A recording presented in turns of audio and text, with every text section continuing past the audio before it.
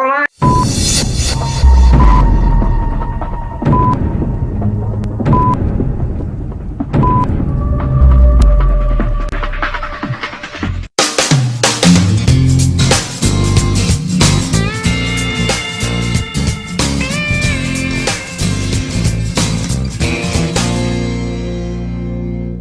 Está começando mais uma Ana Kaline Entrevista e o meu convidado de hoje é uma pessoa muito especial, um exemplo de superação. Tanto que esse exemplo hoje é divulgado no mundo inteiro. Ele passou 10 anos preso e essa experiência fez com que ele tivesse uma lição de vida e decidisse mudar o rumo da história. E isso ele divide com milhares de pessoas. Vou conversar hoje com o coach, treinador comportamental, escritor de 3 livros, empresário Marcelo Bianchini. Muita gente não acredita nessa história, né? Mas vamos começar do início, Marcelo. Onde nasceu Marcelo Bianchini? Conta para mim. Olá, Ana. Primeiramente, muito obrigado pelo convite, pelo carinho. Bom, essa história nasceu em Jundiaí. Foi onde eu nasci. Eu nasci em Jundiaí, em meados dos anos 80, né? Eu sou de 85, e foi lá que eu nasci. Então, foi lá onde que tudo começou a minha história. Mas a tua infância foi uma infância normal? Como é que era a família? Ou teve alguma influência negativa de família? Conta pra gente. Bom, a minha infância ela foi uma infância muito sofrida. Eu sou filho de traficante. Meu pai era traficante, quando eu nasci ele já era traficante, ele era uma pessoa muito agressiva, ele batia muito na minha mãe, espancava a minha mãe, eu já vi meu pai quebrando o maxilar dela com soco, o nariz, braço. Dos 3 aos 5 anos de idade eu visitei meu pai no presídio, e eu convivia com isso. Eu convivi com eles até meus 7 anos de idade. Com 5 anos, depois que ele saiu do presídio, ele me empurrou um dia da escada, e eu, para defender o meu rosto, né, eu coloquei os braços e quebrei os 2 braços, fiquei com os 2 braços quebrados de uma vez só. Ele impedia eu de trazer coleguinhas de escola, brincar, ia para a escola quando podia. Minha mãe, coitada, sofria muito. Chegou ao ponto de minha mãe ser obrigada a aceitar que ele convivesse com uma própria amante dentro de casa. Tinha um porão em casa, um porãozinho, e ela morava lá, olha que coisa. E ela aceitou para ver se em algum momento ele esquecia dela, sei lá, desapegava dela alguma coisa, porque ela já tinha tentado fugir algumas vezes, e ele ia atrás, ela fugia comigo, ele ia atrás, buscava nós, batia, espancava. Você é filho único? Sou filho único. Meu pai teve, né, outra filha, mas assim, nem tive muito contato. Mas do casal, sim, sou filho único. E você estava falando de negócio de escola. Você conseguiu estudar? Como é que foi essa fase infantil na escola? Bom, até os 7 anos de idade, quando eu convivi com ele, eu estudava, mas assim, né? Tinha dia que dava uma loucura nele, dava louca nele ali, e eu não ia para a escola. Tinha ocasiões que ele não deixava nós sair de casa. Ele bebia muito álcool, ele usava muita droga, cheirava cocaína, bebia uísque, cachaça. Então tinha ocasiões que ele não deixava eu sair, não deixava eu ir para a escola. Mas eu estudava, assim, eu era matriculado na escola. 7 anos os primeiros, né? Até os 7 anos de idade é o início, né, nessa jornada da escola. Mas eu era matriculado, mas eu ia, participava, assim, mas muitas vezes não. Aos 7 anos vocês saíram dessa vida, e sua mãe foi embora com você? Não. Eu convivi com ele até os 7 anos de idade, e aí, exatamente no dia 18 de junho, convivi com eles até o dia 18 de junho de 1992. O que aconteceu nessa data? 6 horas da manhã, ele chegou em casa transtornado, louco de álcool e droga, derrubou a porta do quarto onde eu estava dormindo com a minha mãe na cama, virou a cama, já puxou ela para os cabelos, já acordou nós espancando, chutando, batendo, soco nela, dando um monte de soco nela. Nessa confusão toda, fomos parar na sala. E ali na sala, ele batendo nela, eu desesperado, gritando também, apanhando dele, ele me chutando. Ela levantou, ela caída, né? Ela levantou um pouco, ele deu um soco no rosto dela, bem certeiro. Ela caiu meia zonza no sofá. Nessa que ela caiu meio zonza no sofá, ele andava armado a todo tempo, né? Ele tirou a arma da cintura, apontou para ela e deu um tiro, sem mais, sem menos. A reação dela foi tentar se defender, mas, coitada, quem que se defende de um projétil de bala, né? Só foi a reação dela, a bala atravessou aqui a mão dela e pegou aqui na testa. A cabeça dela explodiu, ela caiu sentada no sofá, a parede toda ensanguentada. E aí, naquele momento, ela já caiu morta. Naquele momento, ele parou, olhou para mim, assim, ele viu o que ele fez ali, né? Ele viu o que tinha acontecido, né? Ele estava transtornado, né? Mas ali naquele momento, no choque ali, acredito que a loucura toda foi embora. Ele me olhou, na hora que ele me olhou, eu vi a morte ali. Eu tinha certeza que eu ia morrer também. Eu estava assim a 1,5 metro de distância, mais ou menos, dele e dela. Eu fiquei sem chão, mole, fraco, com 7 anos de idade, indefeso. Não sabia se eu gritava, não sabia se eu chorava, se eu corria, não tinha força para nada. Ele me pegou, eu tentei me afastar, ele me pegou no colo, aí eu, apavorado, coloquei a mão no peito dele e tentei me afastar, assim. Ele não disse uma palavra.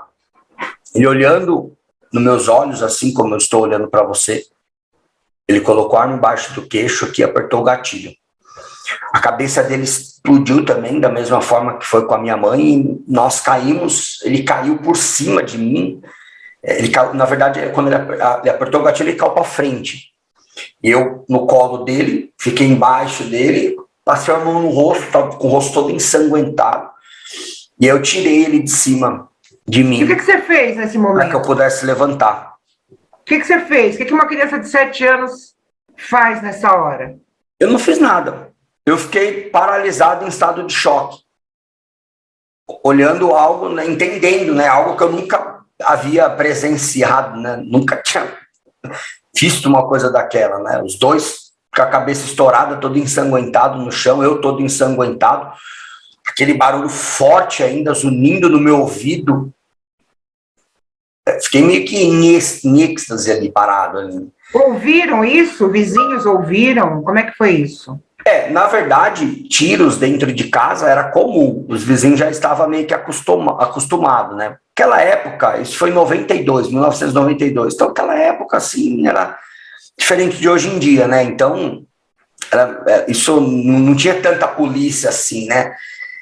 Então era comum, os vizinhos ouviam um tiro e falavam, tá brigando de novo, né? E era 6 horas da manhã, né? 6 horas da manhã, a turma tá dormindo.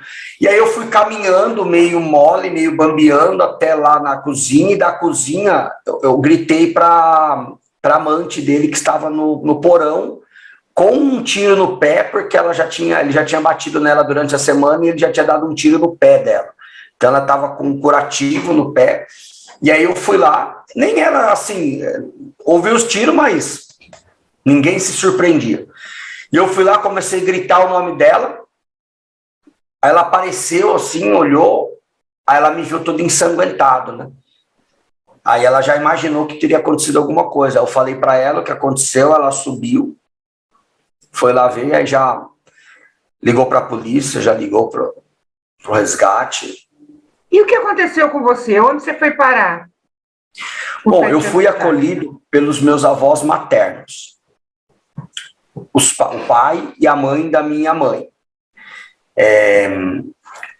Eles eram... Minha família, da parte da minha mãe, da parte do meu pai, eu conheci só alguns tios. Da parte da minha mãe, era uma família bem humilde, produtores rurais. Meu avô, ele tinha olaria, que é uma fábrica de tijolo de bloco, de barro. Ele tinha plantação de uva, tinha vacas, vendia leite, queijo, enfim, moravam em sítio. Lá em Jundiaí mesmo? Lá em Jundiaí mesmo, numa área mais afastada de chácaras. Eu fui acolhido por eles, e ali que eu conheci o que era amor, ali eu conheci o que era carinho, o que era dignidade, respeito, o que era liberdade, o que era ser criança, poder brincar, correr, trazer meus amigos em casa, ir na casa dos meus amigos. Foi ali que eu conheci o que era tudo isso. E aí você estudava, tinha uma vida normal? Ali eu convivi com os meus avós dos 7 aos 15 anos, 15 para 16 anos, mais ou menos. Só que assim, hoje eu sendo um profissional na área do desenvolvimento humano, um hipnoterapeuta, hoje eu trabalho com isso, né? Trabalho com a mente das pessoas, hoje eu entendo o que foi que aconteceu comigo. Até os 7 anos de idade, falando um pouco mais tecnicamente, até os 7 anos de idade, algo na nossa mente chamado fator crítico da mente consciente ainda não está estabelecido. Isso funciona como um filtro. Então, enquanto isso ainda não está estabelecido na nossa mente, dali para trás é onde que começa a formação da nossa programação mental. Ou seja, todas as experiências que nós vivemos, o que nós vimos, ouvimos e sentimos, vai formando a nossa visão de mundo, a nossa visão de pessoa e de nós mesmos, vai formando a nossa opinião. E qual foi a programação mental que eu tive na minha primeira infância? Crime, assassinato, tráfico, cadeia, armas, agressões, traição, violência. Foi isso que foi formada a minha programação mental. Nessa fase que eu convivi com meus avós, a minha avó, ela tentou dar do melhor, do bom e do melhor para mim. Tentou ser a melhor vó e mãe do mundo. Ela, meu avô morreu um tempo depois também, só ficou minha avó. Só que por conta dessa programação mental que eu tive na minha primeira infância, eu me sentia um leão dentro da jaula ali. Eu olhava para a realidade que a minha família, que eu amo minha família estava ali vivendo. Todos eles ficavam ali no sítio, ia construindo uma casinha no fundo, ia morando, ia ficando ali, vivendo aquela vida rural, né? E eu não queria aquilo para mim. Eu sempre fui uma pessoa de perfil comportamental altamente executora, de execução total. Eu não sou aquela pessoa que eu fico pensando muito. Eu faço, tenho que fazer e pronto. E aí, com 15 anos de idade, eu decidi cair no mundo e fui embora. Foi para onde? Fui morar sozinho. Fui morar em outro bairro, saí da minha família. Caí no mundo e fui morar sozinho. Morar sozinho como? Como que você conseguiu um lugar para morar? Eu fui para um bairro que era periferia. Que era um bairro que estava um pouco mais próximo ali de eu frequentar. E aí todo ser humano ele tem necessidade de pertencimento. O ser humano ele precisa pertencer a alguma tribo, algum grupo, né? Ele precisa se sentir congruente, de fazer pertencimento a algum grupo. E ali eu comecei a me conectar com as pessoas. Ali eu comecei a conhecer as pessoas e por conta dessa infância que eu tive, dessa minha programação mental, eu não fui me conectar com aquela molecada que ia para a escola, que trabalhava no emprego certinho, não. Comecei a me conectar com aquela galerinha que era mais malandra, que era mais malandreado, que usava cordãozão, relógio, armas, moto, carro, mulheres ao redor. Foi ali que eu comecei a me conectar. E aí foi quando o crime me acolheu. E eu mergulhei de cabeça nisso, porque eu via as coisas que a molecada fazia e a minha mente associava com o que eu aprendi na minha infância e ali eu me familiarizava. Eu me sentia familiarizado com aquilo. E você começou como? Eu comecei assaltando, mergulhei nisso, me virei assaltante. Em menos de um ano eu já estava liderando a quadrilha, arquitetando todas as ações criminosas que nós fazíamos, com 17 anos já. Demorou quanto tempo para você ser preso, para você ser pego? Então, eu fui preso algumas vezes de menor, mas de menor vai e sai com frequência. Aí, antes de eu ser preso, eu fui preso logo com 18 anos de idade, eu já já fui preso e veio minha sentença. Mas com 17 anos de idade, eu passei por uma experiência de quase morte. Eu passei por uma situação que eu já havia tomado alguns tiros em tiroteio, mas nessa ocasião foi quase que fatal. Uma bala quebrou 2 costelas, atravessou o pulmão e se alojou na espinha. E eu fui para o hospital em coma, né? Fui para a UTI em coma, já desacordado. Em algum momento desses dias que eu fiquei na UTI, eu passei por uma situação que o meu coração ele chegou a parar por mais de 1 minuto. E o médico precisou voltar naquele choque, né? Aquela máquina que dá aquele choque. Nesse momento. Como? Desfibrilador. Desfibrilador. Eu sempre arrisco falar, mas eu não falo, porque eu sempre erro a palavra, né? Então eu prefiro que a pessoa que eu esteja contando fale. E aí, nesse momento, Ana, aconteceu uma coisa comigo que, assim, eu não sei se é algo espiritual, se é algo da minha mente, não importa. O que importa é que isso fez todo sentido para mim, faz todo sentido para mim hoje. Porque na época, na ocasião, não fez muito. Porque na ocasião, aquele moleque imaturo, rebelde, não estava apto a entender quais eram os sinais da vida. Quais os sinais que a vida estava me dando. Então eu não estava nem aí para nada, eu era um adolescente revoltado, eu assumi um papel de vítima, por quê? Porque eu não assumia a responsabilidade do caminho que eu havia seguido. Eu ficava culpando todo mundo, eu culpava meu pai, eu culpava Deus, eu culpava o governo, o desemprego, eu culpava todo mundo. Então eu fiquei revoltado, rebelde. E esse foi o primeiro sinal que eu entendo que a vida me deu. Nessa ocasião, eu lá, em coma, na UTI, meu coração parou. E nesse momento, eu pude ver o meu corpo deitado na maca, de fora. Eu pude ver a movimentação de médico, o médico com aquele aparelho, esse aparelho que você falou o nome, que eu não vou arriscar a repeti-lo. E ele dando choque no meu peito, eu olhava para o aparelho de eletrocardiograma em linha reta, aquela linha em linha reta, pip.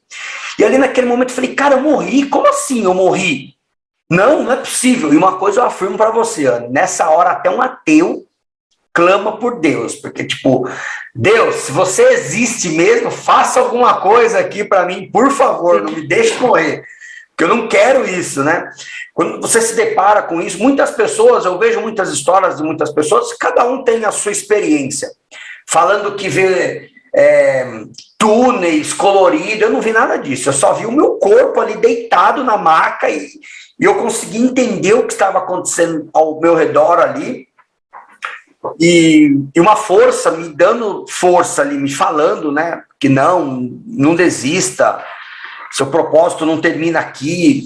Isso que foi me animando. Enfim, no terceiro choque, quem entende o mínimo de medicina sabe que após o terceiro choque a coisa já começa a ficar séria, né? No terceiro choque, o médico conseguiu reagir ao meu coração. E quando eu acordei, eu já estava no quarto. E o médico Você era ateu nessa época? Você era ateu? Você era ateu? Olha, eu não digo que eu era ateu, mas por eu ser tão rebelde, tinha hora que eu não acreditava em nada. Porque assim, um moleque sem nenhum nível de educação nesse sentido, né? A minha família, da parte da minha mãe, nesse período que eu morei com a minha avó, dos 7 aos 15 anos, a minha família toda foi católica. Então eu pude Então eu pude conhecer um pouco nesse sentido. Mas nessa ocasião, não acreditava em muita coisa, acreditava só no meu potencial, no que eu fazia e pronto. E que dane-se o mundo. Mas naquela hora, sendo ou não sendo, eu clamei por Deus. Isso eu tenho certeza disso, do que aconteceu, né? Mas mudou alguma coisa depois que você clamou por Deus e voltou, não? Aquilo Mudou, só valeu naquele momento. Eu voltei pior, com sede de vingança, com raiva. Eu falei, eu não acreditei, eu não entendi o sinal que a vida estava me dando. Uhum. Hoje, eu olhando isso, o médico foi lá me conhecer para me falar, cara, eu vim aqui fazer questão de te conhecer, porque hospital público toda hora, nego sai costurado, esfaqueado, cheio de tiro, garrafado, nem sabe quem que cortou ele lá no meio e costurou, né? Verdade. O médico fez questão de ir lá me conhecer. Era um médico novo, não era um médico tão velho. Ele falou, rapaz, eu fiz questão de vir aqui te conhecer porque foram poucos casos de milagre que eu me deparei na minha carreira. E o seu foi um. Porque por muito menos aqui, eu cansei de dar óbito aqui nessa mesma sala. Você teve 4 perfurações no pulmão. Uma bala, que o projétil atravessou o pulmão. Quando que a bala entrou, afetou 2 costelas, que elas também perfuraram o pulmão. Então você teve 2 perfurações profundas e 2 perfurações mais leves. Então foi algo assim que eu, particularmente, eu nunca presenciei algo assim. Então eu vim aqui, né, para te conhecer. E eu voltei mais revoltado ainda. Porque Você ficou quanto tempo no hospital? Eu fiquei quase um mês. E a bala foi retirada de você ou ela está aí ainda? A bala está aqui ainda. Uhum. É a lembrança que você tem. A bala está aqui ainda. Ela não poderia ser retirada na ocasião, porque senão ia afetar a coluna onde ela se encontrava. E eu voltei revoltado. E aí é até um pouco clichê, né? Essa frase que fala, se você faz as mesmas coisas, você terá sempre os mesmos resultados. Mas é a realidade, eu continuei fazendo as mesmas coisas.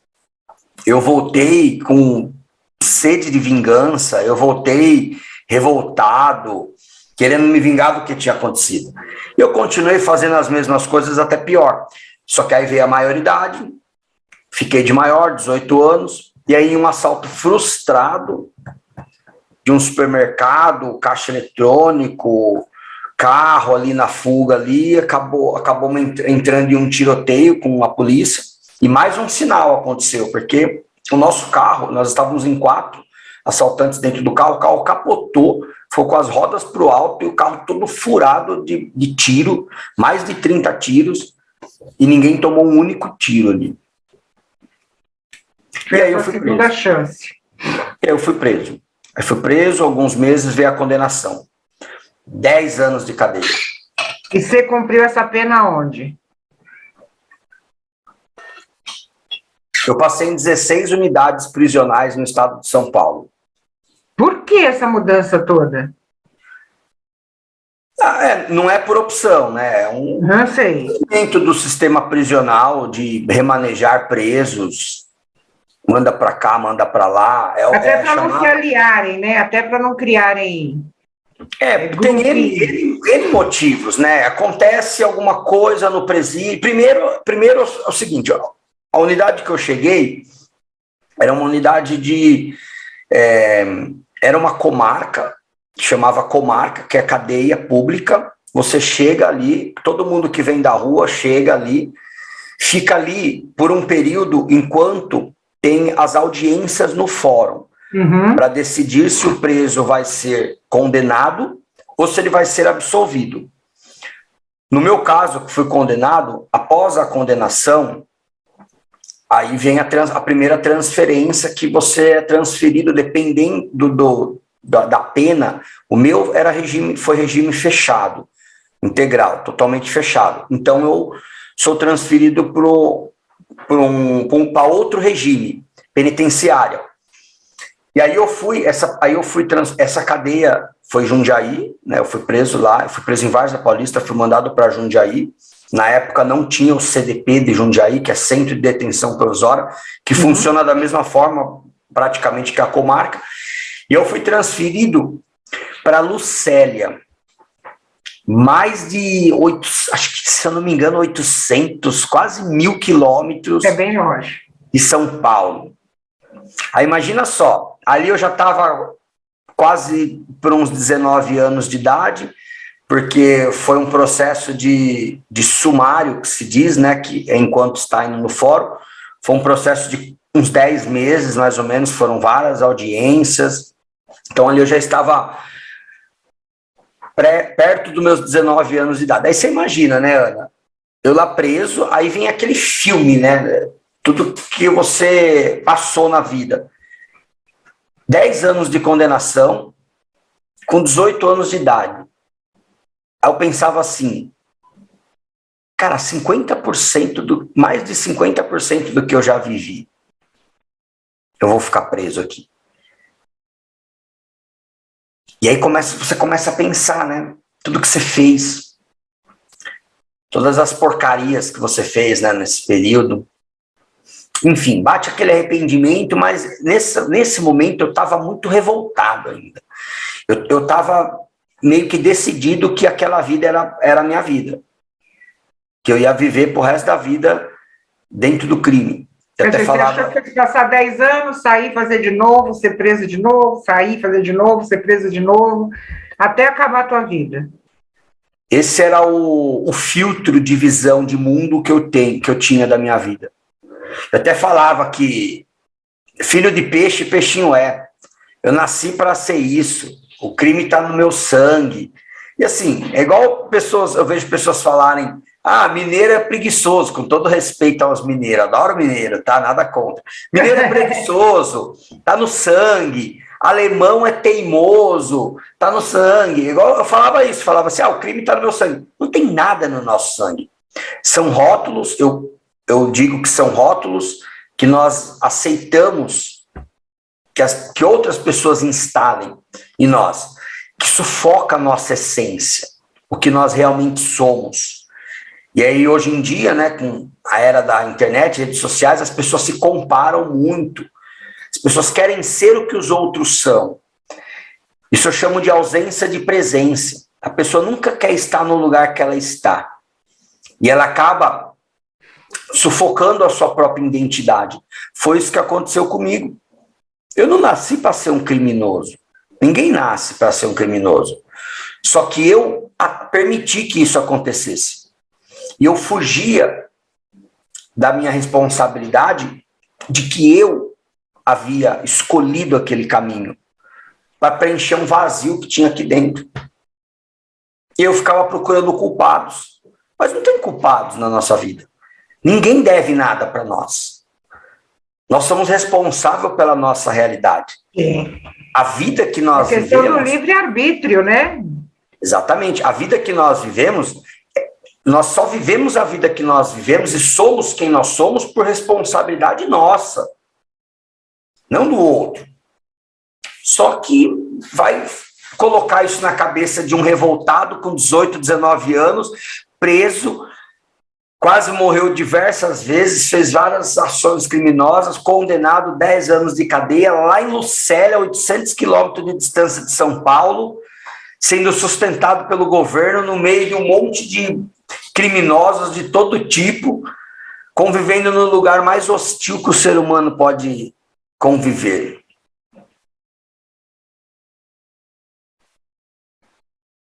Como é que foram esses 10 anos? Conta para mim. Bom, no começo, eu me senti um peixe fora da água, né? Eu precisava me achar. E vem mais uma vez a necessidade de congruência do ser humano. Eu precisava me achar. Até no lugar mais hostil que o ser humano pode existir, você tem que fazer parte de alguma coisa, porque você se sente... Senão você vai se sentir incongruente ao ambiente ali, né? E aí são vários tipos de grupos, né? Desde os mais tranquilos até os mais alto nível. Então eu olhava para um lado, tinha a galera do futebol. Eu falava, não é minha praia. Futebol não é para mim, eu sou perneta, perna de pau. Olhava para o outro lado, tinha a galera do baralho. Eu falava, nossa, não. Aí tinha a galera da cachaça, das drogas, galera que ficava tentando fugir toda hora, a galera da confusão. Eu falei, meu Deus, onde eu vou me enfiar aí nesse meio, né? E aí eu comecei a me relacionar com a galera da academia. E os caras da academia sempre eram os caras mais tranquilão. Por que eram os caras mais tranquilão? Hoje, eu não sabia disso, mas hoje, cientificamente falando, né? A prática de exercício físico te libera hormônios do bem-estar, que te deixa tranquilo. tira o estresse, que te deixa mais, né, mais na paz. Eu comecei a frequentar, e assim, eu era um palito, eu era magrelo, seco, careca, sem barba, feio pra caramba, todo remendado, todo costurado de cirurgia. Eu tenho 2 cicatrizes de 30 pontos cada uma, são 60 pontos. E assim, eu não fazia 2 anos que eu tinha passado por essa cirurgia, por esses tiros todos. Então, assim, eu era seco, desnutrido, feio. E eu falei, cara, nossa, pegar peso, que loucura, né? E aí tem os pesos que são de garrafas PETs com água nos cabos de vassoura, né? Amarrado com linha de bola. Quer dizer, era uma academia improvisada. Uma academia improvisada. E eu comecei a frequentar esse ambiente lá, comecei a fazer amizade com a galera, e aí toda cadeia que eu chegava, eu já me associava, já ficava ali, né, associado à academia, né? E a galera da academia, por conta da prática de exercício físico, eles ficam mais tranquilos, então eles conseguem ler, estão sempre lendo livros. E assim, 2 coisas que eu detestava: estudar, que ler praticamente você está estudando, e exercícios físicos. Uma que eu era magrelo, seco, então não servia para isso, e outra que eu nem completei o 2º grau de escolaridade. E escola, eu só passava de ano, porque eu ficava em recuperação todos os anos. E aí as professoras falavam, ó, passa esse cara aí de ano, porque senão ano que vem ele vai encher o saco aqui de novo. Então manda ele para frente, joga esse problema lá para frente lá. Então é por isso que eu ia passando de ano, eu ia pulando de ano em ano.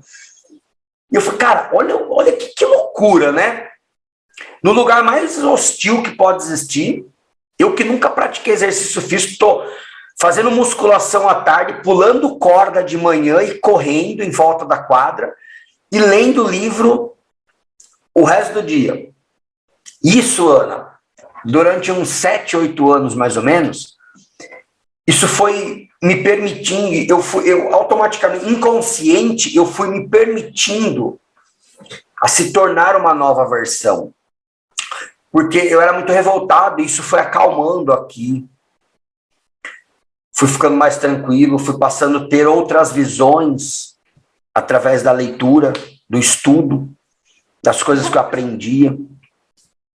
E quando você saiu, você foi para onde? Quando eu saí... Acabou a pena. Liberado. Mas aí é o seguinte, aí teve um momento da mudança, né? Hum. Eu não saí um criminoso. Eu entrei um criminoso, mas eu saí um empresário. Lá dentro mesmo? Lá dentro. Como? Então, esse período aí de uns 7, 8 anos aí, que eu fui me permitindo a olhar para dentro de mim, esquecer o meu redor e olhar para dentro de mim, através de leitura e prática de exercício físico, eu passei por uma situação, um dia em específico, com uns 7, 8 anos preso, mais ou menos, não me lembro, que foi uma blitz do Batalhão de Choque. A blitz do Batalhão de Choque, eu já havia passado dezenas de vezes por aquilo. Porém, eu falo que tudo na vida precisa de uma preparação, né? É você se permitir algo. Quando você está apto a começar a entender os sinais que a vida te dá. Mais um sinal aí que eu entendi dessa vez. Quase morri lá atrás, passei por várias aprovações de vida, não entendi. Nesse momento eu entendi. Como que funciona uma blitz do Batalhão de Choque? Entra a tropa de choque, 5 horas da manhã, entra no presídio jogando bomba, tiro de borracha, gás de pimenta, fumaça. Eles abordam todas as celas, rendem todas as celas, tira os presos de um em um, fazem uma revista e os presos saem pelado, de cueca, do jeito que dá. É uma loucura, chega dando tiro, bomba, aquele tormento psicológico, né? Aquela pressão psicológica, emocional, negativa. Quando abre as celas, aí é detergente no chão para escorregar, os caras chutar a cabeça, pisar, enfim. Mas qual é o propósito disso? pressão psicológica. Porque quando a pessoa está em estado de choque, né, é difícil ela reagir, alguma coisa assim, né? Então, o intuito disso é pressão, né? Colocar medo ali nos presos na hora, né? Colocar medo nos presos, manter o controle. Entendi. Da parte deles, né?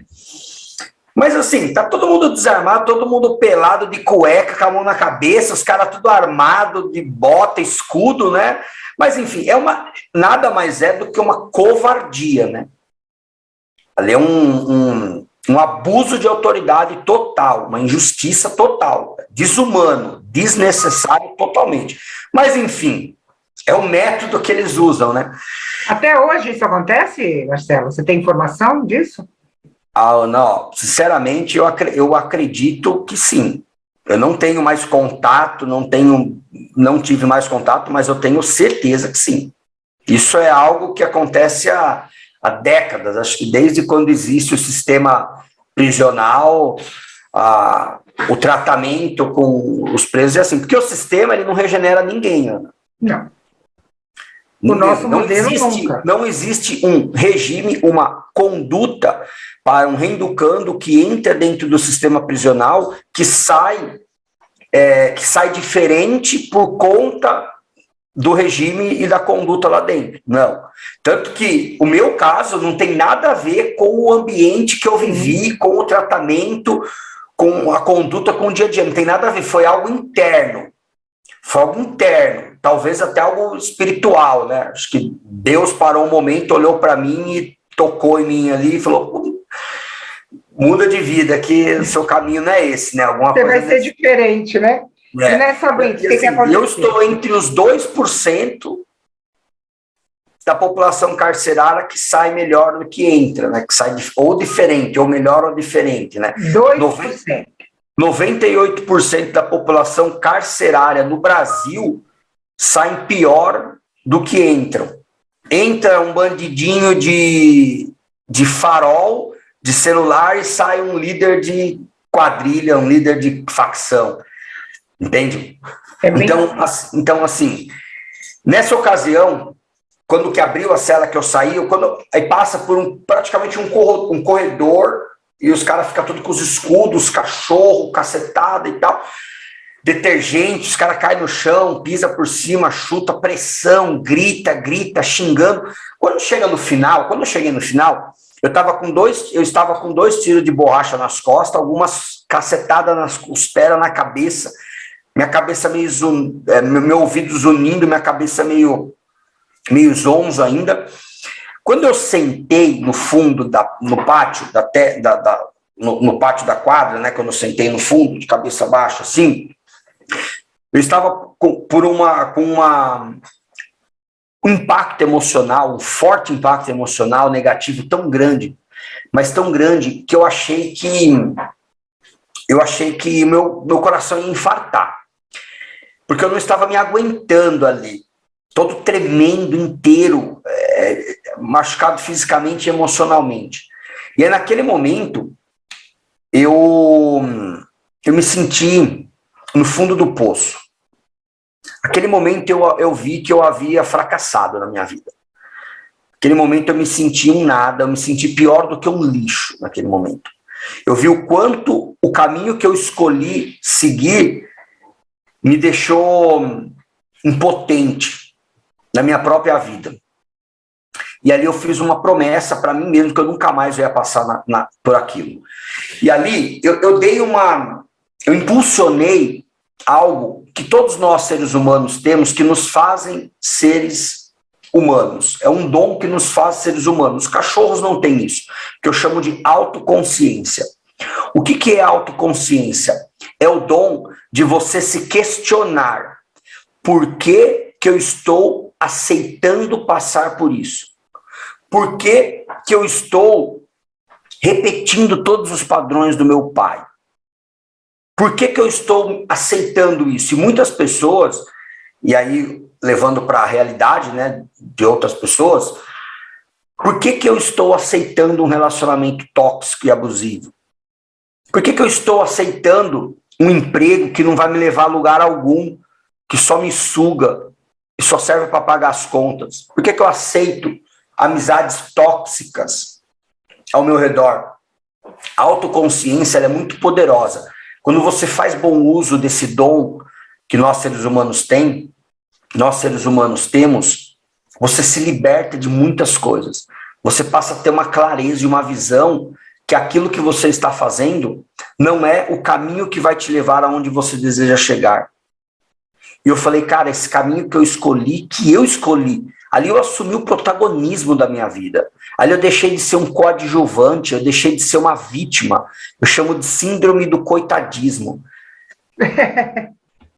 Ali eu deixei de querer que os outros tivessem pena de mim pelo caminho que eu escolhi seguir. Naquele momento. E uma coisa que eu aprendi, Ana, enquanto eu estive preso, que eu consegui desenvolver dentro de mim, é esperança e fé.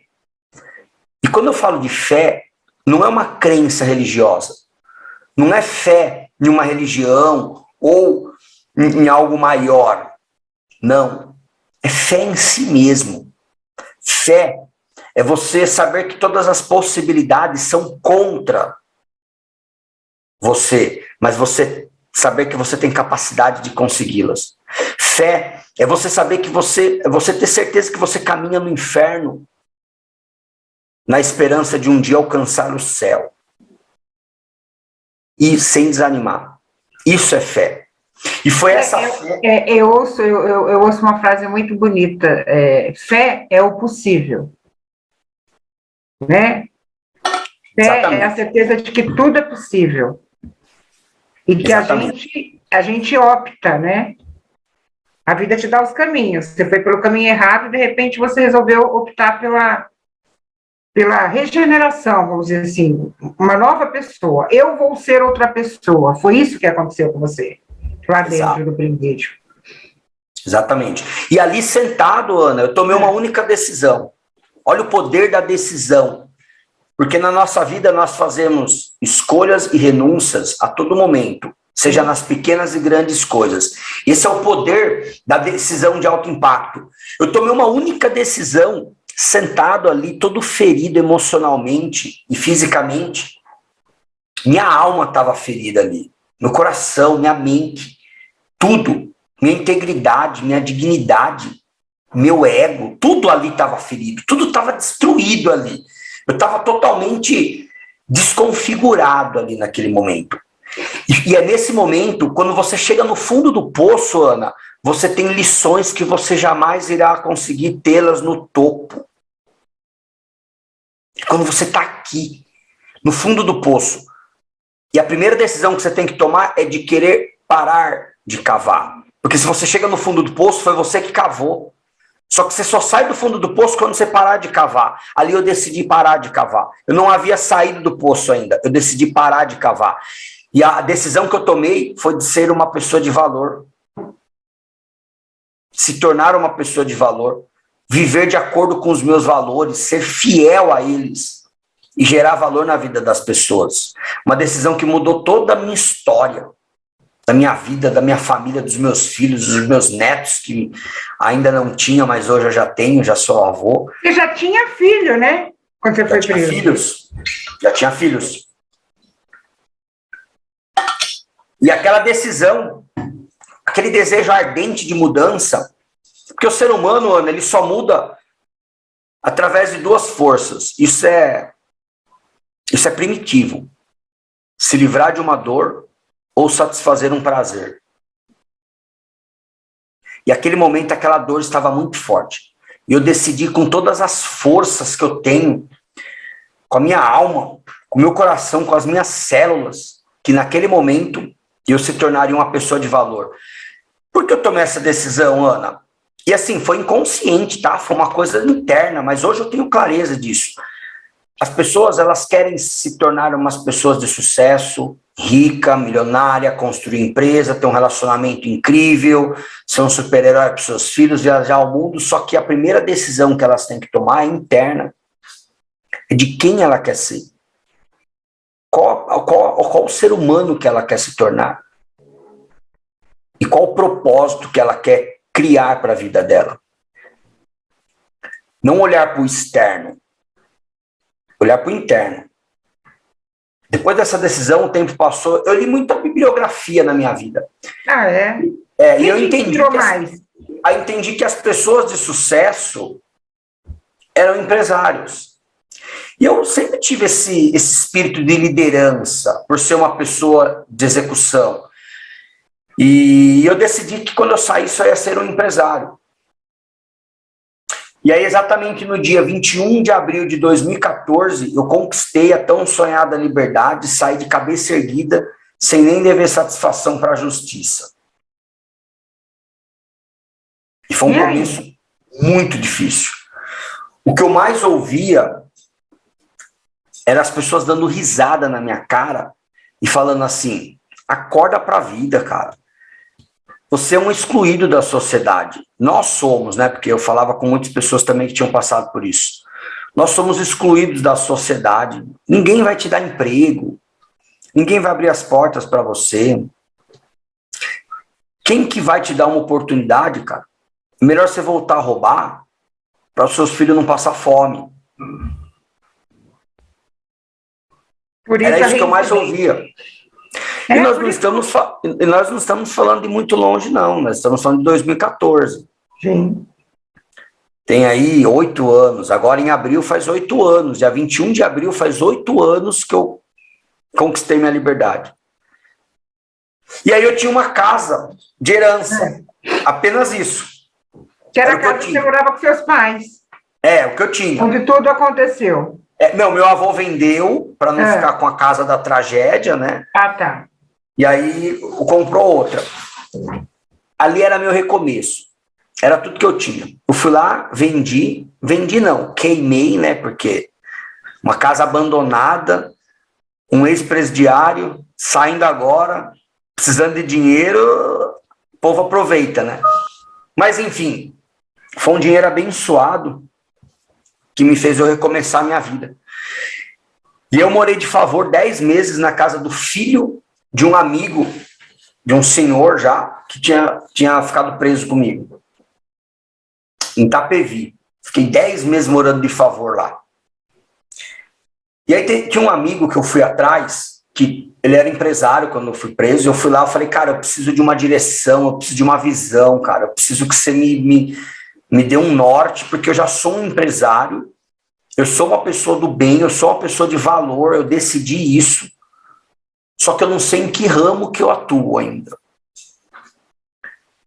Eu preciso você precisava de um guru empresarial. Exatamente. Eu falei, eu preciso que você me dê um caminho, cara. Eu tenho uma grana, assim, é a única grana que eu tenho. Eu guardei uma quantia para que eu pudesse me sustentar por um período. Porque, assim, eu convivi, Ana, 10 anos, eu sobrevivi 10 anos com pão com manteiga, um café com leite e 2 marmitex.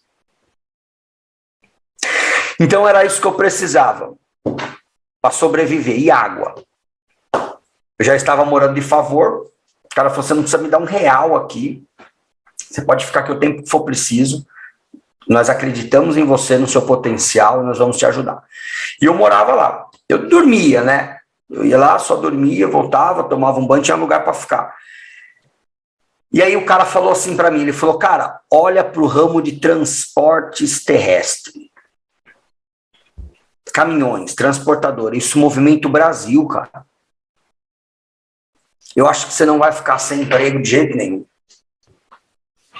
E aí eu acreditei, como uma pessoa de perfil comportamental de executora, né? Eu não preciso ouvir 2 vezes. Falou, eu vou, faço, pronto. Aí eu fui e comprei o primeiro caminhão. Marcelo, quanto você tinha de dinheiro nessa época? Quanto você conseguiu juntar? Eu tinha 90 mil. E aí eu comprei o caminhão. Comprei o caminhão, meu primeiro caminhão. E aí teve uma pessoa que acreditou na minha ideia, comprou a minha ideia e começou a dirigir, né? Porque eu não podia dirigir, eu não tinha habilitação. E eu fiquei na parte estratégica, né? Eu ficava levantando os fretes para essa pessoa fazer. Só que as coisas não estavam andando, não estavam indo. Eu falei, nossa, eu me ferrei, mano. Já não vou vender o caminhão pelo mesmo preço, o caminhão já vai desvalorizar, vou ter perdido tempo, nossa, não é o caminho. Aí um dia, eu fui convidado para ir numa festa, um aniversário, um conhecido meu, eu falei, cara, não, eu não tô com mente para festa, aniversário, se divertir, não, eu estou dedicado a fazer o meu negócio crescer, 24 horas vivendo isso, eu preciso fazer o meu negócio se estabilizar. Ele falou, não, vamos lá, vai ser bom descansar um pouco, né, distrair um pouco, só trabalho. Aí eu conheci um cara que era do ramo de transportes, que estava com uma operação dentro de uma grande empresa de caminhões frigoríficos. Aí eu comecei a conversar com ele, aí ele falou, cara, você está no ramo errado, não é carga seca. Carga seca, daqui a pouco você vai estar fazendo mudança. É caminhões frigoríficos, cara. Eu falei, nossa, entendi. Eu falei, cara, se eu transformar meu caminhão em frigorífico, você me dá uma oportunidade, me coloca lá dentro? Ele falou, cara, eu só coloco transportadoras lá, acima de 10 caminhões. Eu falei, nossa, está muito longe isso, eu não tenho nenhum frigorífico, eu vou ter 10. Ele falou, cara, mas eu vou abrir essa exceção para você e eu vou te dar essa oportunidade. Eu falei, quantos dias eu preciso? Ele falou, sei lá, uns 10 dias aí, você consegue? Nossa, foi um desafio, né? 10 dias. Eu falei, claro, não tinha R$ 1 no bolso. Eu falei, claro, com certeza. Em 7 dias, eu já encostei com o caminhão refrigerado, com frigorífico. É aquilo, né? Quem tem, independente da vida que você viveu, mas quem tem palavra, quem honra o que fala, não precisa ter dinheiro. Verdade. E E aí começou, o caminhão começou a rodar, eu já comecei a sentir a diferença, já vi que tinha frete todo dia, tinha dia que tinha 2, 3 fretes, quando que era próximo, dava tempo voltar, tinha frete toda hora, o caminhão, a hora que encostasse na empresa, tinha frete para fazer. E foi indo, foi acontecendo, aí nasceu um sonho, realizei um sonho, que nasceu a Bianchini Transportadora, minha primeira empresa, que foi transformar meu nome em uma marca, era um sonho que eu tinha de muito tempo. E aí veio 2, 3, 4, 5, 10 caminhões, dezenas de caminhões em 5 anos. 5 anos se passaram e um ex-presidiário que eu via que era excluído da sociedade, sustentavam dezenas de famílias, pagava seus impostos, se tornei um empresário de sucesso, com uma empresa que faturava alguns milhões por ano, se tornei super-herói dos meus filhos, conquistei um relacionamento dos sonhos incrível, que é a minha esposa, que eu tanto amo, a Lu. Eu amo também, tá? Então a gente divide o amor aí. Viajava para onde queria, tinha a casa que eu queria, morava onde eu queria, tinha o carro que eu queria. Mas, de repente, a gente tem 15 minutos de programa. De repente, você falou, largou tudo isso para ensinar as pessoas de que tudo é possível. Você largou uma carreira estabilizada, dinheiro garantido, para viver outro sonho que você não tinha qualquer tipo de noção no que ia dar. Você podia ganhar dinheiro, como você podia não ganhar, e perder todo esse padrão de vida que você criou desde 2014. Como é que foi essa decisão? Como é que essa loucura veio na cabeça? Como é que isso tudo aconteceu? Bom, quando as coisas começaram a acontecer na empresa, eu comecei a ter outro envolvimento com outras pessoas, empresários, bem-sucedidos, eu era um empresário. E eu omitia o meu passado. Eu tinha medo de ser rejeitado, eu tinha vergonha do que eu tinha vivido. Então eu não contava o que eu era. E isso, Ana, foi criando uma ferida dentro de mim, que foi me corroendo. É a pior coisa você olhar no espelho e não se ver. você vê um personagem, falta um pedaço da sua história que você omite por vergonha, por se preocupar com a opinião dos outros, o que os outros vão falar. E aí chegou um ponto que o ter não estava mais fazendo mais sentido, eu precisava do ser. Eu precisava realmente entender qual motivo eu estou inserido nesse sistema. Por que eu estou aqui? Por que eu passei por tudo isso e hoje eu estou aqui, vivo? Será que isso diz respeito a mim? Não. Quem sou eu para tudo isso diz respeito a mim? Não. Não é possível. E aí eu fechava os olhos, eu olhava para 10, 20 anos na minha empresa e não fazia sentido. Eu não gostava mais do meu trabalho. Financeiramente, ela triplicou todas as metas que eu tinha. Me deixou muito bem, só que eu não era feliz no que eu fazia. Eu não acordava todo dia, 5 horas da manhã, para trabalhar com o coração palpitando, alegre, feliz. Não. E aí eu sentei com a minha esposa, com os meus filhos e falei, eu vou me permitir a conhecer coisas novas, porque o conhecimento, as habilidades, as competências que eu tenho me trouxeram até aqui.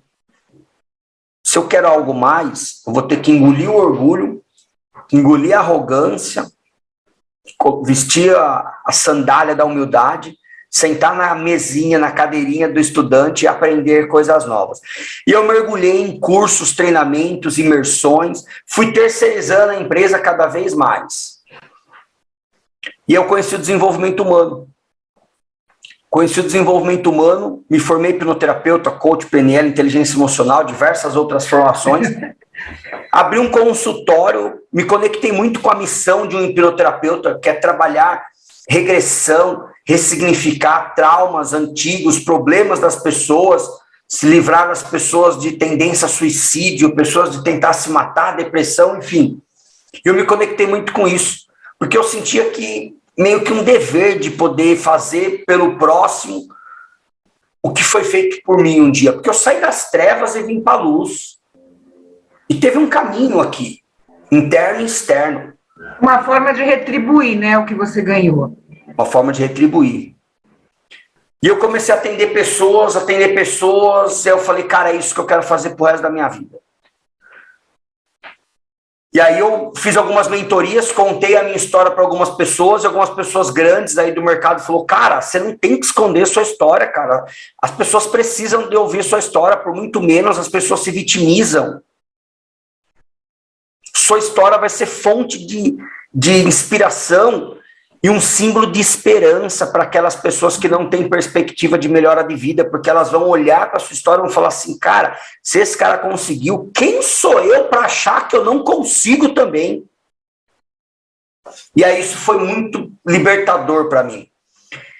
E aí eu tomei coragem, contratei uma equipe e gravei minha história em 7 partes. Coloquei na internet em 2019, aí viralizou, aí comecei a ser chamado para lives, palestras, eu falei, meu Deus, palestra, como assim? Eu não tenho nem segundo grau completo, não sei nem falar direito português, convivi um monte de ano preso, falo gíria, e eu entendi que não era por mim, que não diz respeito a mim, diz respeito ao próximo, é a mensagem que eu transmito que pode gerar impacto na vida das pessoas. E eu me conectei muito com isso, palestras, atendimentos, me formei treinador de inteligência emocional, treinador comportamental, comecei a dar treinamentos, modelo imersão, aí tomei coragem, fui lá e vendi a empresa, faturando alguns milhões por ano. E hoje você vive disso, 3 livros, quem diria, né? Você falou, não sei, segundo grau incompleto, mas cheio aí veio os livros, costas, 3 livros. 3 livros publicados de coautoria, fechei o contrato agora com uma das maiores editoras de best-seller do Brasil, já estou trabalhando na minha 4ª obra, que vai ser um livro sozinho, individual. Dou palestras pelo Brasil inteiro, agora dia 17 eu vou para Portugal e dou palestra lá em Lisboa, me torno um palestrante internacional, já estou mandando a minha mensagem para o mundo. Aí veio a pandemia, comecei a dar mentoria, hoje eu sou mentor de negócios.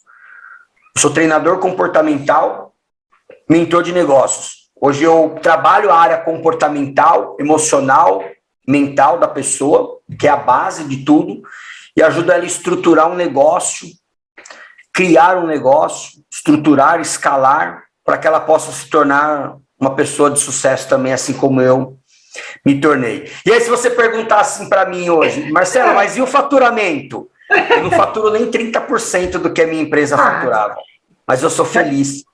Mas com certeza você fatura 100% de felicidade. 100% de felicidade. Né? Marcelo, você falou do livro, vai para Portugal. Fala para, assim, abra o seu coração. Qual o teu maior sonho? Hoje, você trabalha querendo atingir qual objetivo? Boa.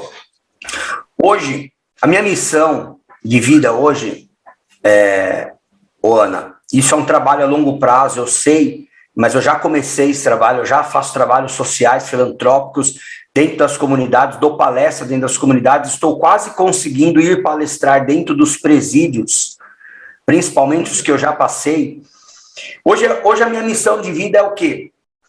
Ajudo empresários, claro, nos negócios, na área empresarial, mas enfim, hoje a minha maior missão é poder mostrar para aquelas pessoas que não têm perspectiva de melhora de vida dentro das comunidades, da favela e dos presídios, mostrar para ela que eu voltei aqui, por mais que eu cheguei lá em cima, mas eu voltei aqui nas minhas raízes para mostrar para ela que é possível. Ela não precisa se espelhar no traficante que está no quintal da casa dela, ela não precisa se espelhar no assaltante que passa correndo ali, fugindo da polícia, não. A realidade dela é ela quem cria. Ela não tem culpa de ter nascido ali, não. Mas ela tem culpa de morrer ali dentro. As pessoas não têm culpa de nascer pobre, viver no desemprego, na miséria, mas ela tem culpa se ela morrer assim. Quando nós colocamos os nossos problemas para fora, compartilhamos, nós ficamos mais leves. E muitas vezes não resolvemos nossos problemas por não falarmos dele.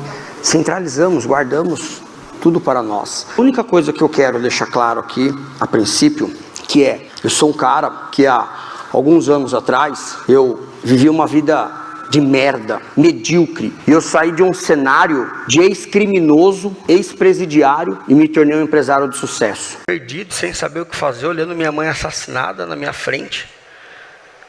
Não sabia se eu corria, não tinha forças para nada, não sabia se eu corria, não sabia se eu chorava, não sabia se eu gritava.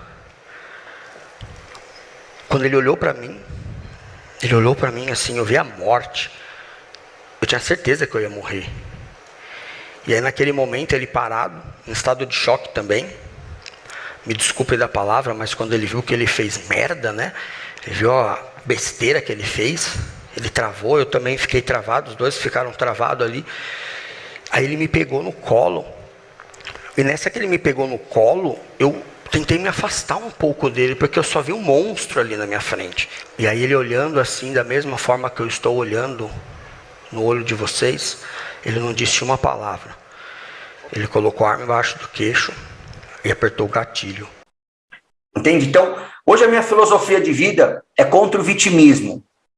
Porque eu me vitimizei por muitos anos. Muitos anos eu fugi da minha responsabilidade. Quando eu assumi o papel de protagonista na minha vida, minha vida deslanchou em todas as áreas da vida. Então hoje meu maior sonho é poder levar minha mensagem para o maior número de pessoas que se sentem excluídos da sociedade, da forma que um dia eu ouvi que eu era um excluído da sociedade. Mas eu não sou, porque eu não me excluí da sociedade. Então hoje meu maior sonho, minha maior missão de vida é poder levar isso para dentro da comunidade, para dentro dos presídios, para que eles possam entender que não é porque eles não têm estudo, não têm faculdade, ou não nasceram ricos, ou não têm uma vida em outro lugar, que não é possível eles também conseguir atingir o sucesso deles, porque o meu sucesso pode não ser o seu sucesso, e está tudo certo. Cada um tem o seu. E para finalizar, eu queria finalizar com uma frase que eu adoro muito, que é: eu sou Marcelo Bianchini e a minha filosofia de vida é contra o vitimismo. Porque eu que caminhei na escuridão, nas trevas, no inferno, entendi que existe a luz, desde que você tenha fé, esperança, um desejo ardente de mudança e nunca, jamais desistir de você. Muito obrigado, Ana. Obrigada. Parabéns pela sua história. É realmente um exemplo de superação. Eu espero que você consiga passar essa mensagem, que é principalmente uma mensagem de amor, amor próprio, né? Que é a coisa do acreditar em mim, né? Por mais que você tenha passado tudo que você passou desde a sua infância, que tudo galgou para que desse tudo errado na sua vida, né? Para que você não estivesse aqui hoje mais. Isso estava escrito, né? Você morreu durante alguns instantes, mas teve mais uma chance e conseguiu abraçar essa chance de forma positiva, coisa que muita gente não faz. Então, eu te parabenizo, torço mesmo para que você consiga essa proliferação, né, da sua história, e ama a sua esposa, ama a sua família, vocês merecem a felicidade plena, e se ela não existe, a gente constrói. Exatamente. Obrigada, um grande beijo. Eu espero que o exemplo do Marcelo tenha servido para vocês de alguma forma. Muitas pessoas que hoje estão desanimadas com a pandemia, que perderam seus empregos, muitos perderam parentes e famílias, olhem para essa história como uma forma de erguer a cabeça e continuar caminhando em frente. E lembre-se que na semana que vem a gente tem um novo encontro e eu espero que com uma história tão bonita quanto a de hoje. Tchau e até lá.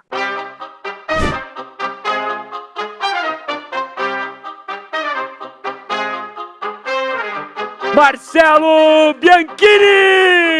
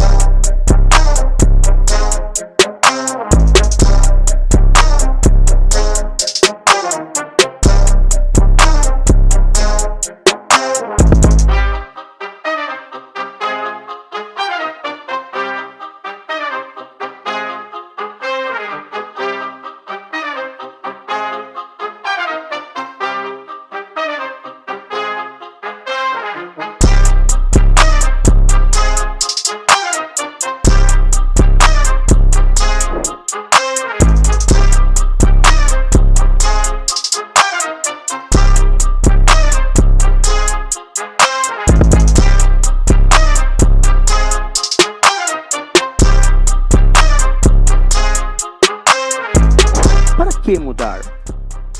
O seu desejo de mudança é forte? É ardente? Está aí dentro, no coração, na alma? Por qual motivo você queria mudar? Porque o meu desejo de mudança foi forte, ardente. Foi esse desejo de mudança e de se tornar uma pessoa de valor que me fez se tornar um empresário bem-sucedido e se tornar uma pessoa milionária.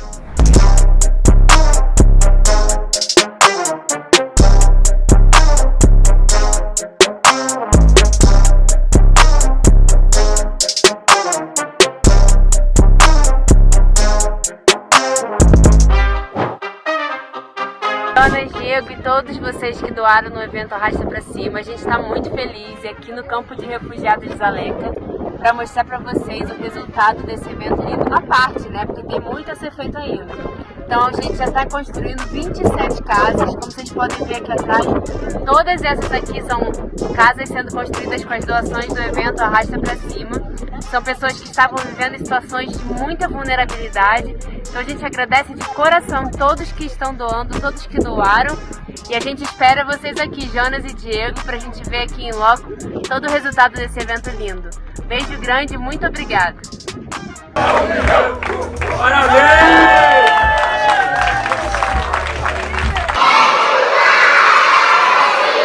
Muito obrigado, Arrasta Pra Cima. Muito obrigado, Arrasta Pra Cima. Asante sana, Arrasta Pra Cima. Uau, obrigado, Arrasta Pra Cima. Obrigado, muito obrigado.